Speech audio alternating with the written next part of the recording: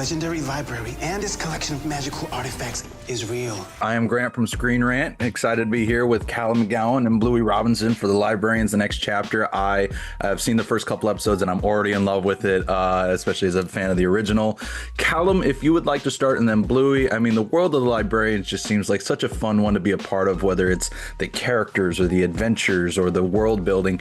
What was it about this universe for each of you that really drew you to want to be a part of it? I think the show at its base level is traditional storytelling at its finest, where at the root of every show is escapism for every audience member.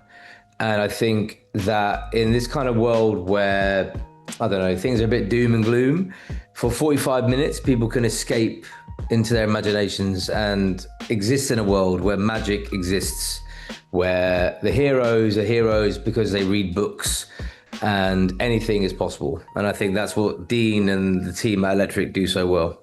And I think being a part of that world is at its foremost a lot of fun. Yeah, I'd say on my part, the bond between the characters, how they start off the season and how they evolve and develop was really interesting to me. And I think it's, even though this is escapism, it's fantasy, it's fun, it's a wild ride for people to just get lost in, there's also there's a lot of heart in our show as well, which people might be surprised about, but I like that balance a lot. That's something that Dean does so well across all of his shows, and I'm really excited to see how that dynamic evolves, which I'll touch upon in a minute. But Callum, I'd love to turn to you next, because Vikram is such a fascinating librarian, and that obviously he's using magic, which is a no-no, but he's also very charismatic and outgoing. I mean, was it like really working with Dean to figure out who Vikram was, especially once he became a man at a time? Well, I think the best thing about the scripts we have is that there wasn't a lot of dialogue between me and Dean. The scripts they wrote, that character is so well formed on the page that, you know, it'd be kind of rude of me to take all the credit, because that character is so well written and defined by their work. And, you know, I don't know, it's kind of confusing for me. I mean, Blue will say that I'm very much like Vikram as a person. Maybe that's my ad, that I am as moronic and dumb and stupid as he is. He laughed, there you go. Confirmation of that point. But it's a joy. Vikram is a joy. He is unabashed, he is confident, he is a fool, but he is a romantic, he's a hero. He's every kind of Shakespearean character all in one. So if you ask any actor, would you like to play that? The answer is pretty obvious. Yeah, much like Flynn, Vikram seems like a dream come true for an actor to play. And so I can't wait to see how his character evolves. And Bluey, I'll turn to you next, because I love, not that I want to necessarily keep comparing characters, but I do love that Connor reminds me so much of Stone, in that he comes from a world in which, you know, maybe he isn't taken quite as seriously for his belief in magic and education, but then really, you know, shines once he is with the group of the librarians and his knowledge. What is it like, you know, again, really figuring out who this character is and how to make or help him grow as the season goes on? Now, when you meet him, he's at a point in his life where the old world he knew is kind of no more.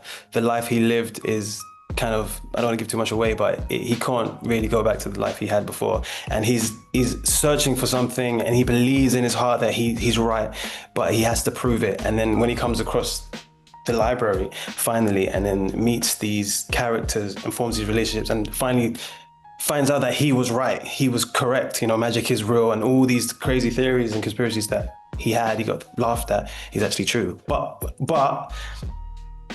what do you do when you can't now spread that information and tell everyone what you found? How does your character evolve and develop? And in a way, I guess it brings him closer to the group and closer to magic. He feels like he's found his home, the thing he's been working for years, trying to prove his theories. He feels like, wow, I have it now. Am I going to be able to keep this? Am I going to be able to explore it more? You can't really go back to normal life after you discover a magic library, can you? Kind of hard to, but I do love that the library really offers something different for everybody, whether it's a purpose or a home or whatever it may be. And I really look forward to, like you were teasing, seeing how Connor embraces it going forward. Now, we've talked about the group dynamics a little bit, and obviously, you know, having the four of you all together is always fun to see. But I've always loved in the original when they would split off in pairs and you'd get to see new layers to each dynamic. I'd love to hear from both of you, you know, how much you can tease of what separate dynamics we'll get this season when you're split off. It's a very rare thing that I've ever worked with a group of actors like this, that somehow we kind of clicked in from the very first episode. And I think Liv had the best analogy about it. We are a broken table and we're all one of the legs. And sometimes, but we all try and balance each other out, but we make ourselves whole. But when we do split off, they form different relationships. So I remember the second episode we shot was on a train here in Belgrade, and it was me and Blue. And this is an actor I'd met a week before, and then we were shoved into this episode where it was just me and him. But then from that first episode, together, we formed this Connor Vikram relationship that is our own. So when it's just us on screen, that's its own entity. And when it's just me and Liv, that's our identity. And when it's me and Jess, that's a very different thing again. So it's a beautiful thing that somehow we've managed to create, and none of us can explain how that happened. Yeah, I agree. I mean, you pretty much summed it up, to be fair. Like, that train episode was a mad one to film. It was like, we filmed on Tito's train. I don't know if you know the history of Yugoslavia and Serbia, but it's a very special, fancy train from the 70s, and it has like narrow corridors, and lugging all the camera equipment and like people and everything into one scene to the other was madness. We did so much overtime because no one could anticipate how long and how tricky it would have been. And the episode, I don't want to give too much away, but the episode itself plays with time and present tense, past tense, future sort of thing. So that was tricky to film. So we were just going through so much together. I think me and Cal really bonded on that episode. Trauma bonded, some might say. We just locked in and then and it really helped for our characters as well, because as we got closer, our characters we could play with our characters and find new interactions and new little idiosyncrasies for our dynamic. Again, that's one thing I do love when characters split off together is when we get to see those new layers with each other. And I can't wait to get to that train episode. I'm only a couple episodes into my screeners, so I've still got more to watch. I see I'm coming close to time, so Callum, I'll turn to you. Again, I don't want to get anybody in trouble with spoilers, but I would love to hear, obviously there's a sort of a big thing of Vikram being a man out of time, but also recognizing Liza in a way. I'd love to hear what you can preview about how that arc is going to evolve this season. In all honesty, I haven't spoken to Dean about what I can and can't say, so I would love to be able to kind of preview that. And Dean loves accidentally giving too much information. Yeah, I don't know. I mean, again, I don't want to say too much, so I don't want to spoil it, because it's such a beautiful thing about the series, about my kind of character arc, about Vikram finally accepting that maybe the future is where he belongs, and then what keeps him here. And I really want to say, but I'm really scared of saying something I shouldn't say. Yeah. You know what? I think that's perfect. Okay, I'll say this. Bluey dies.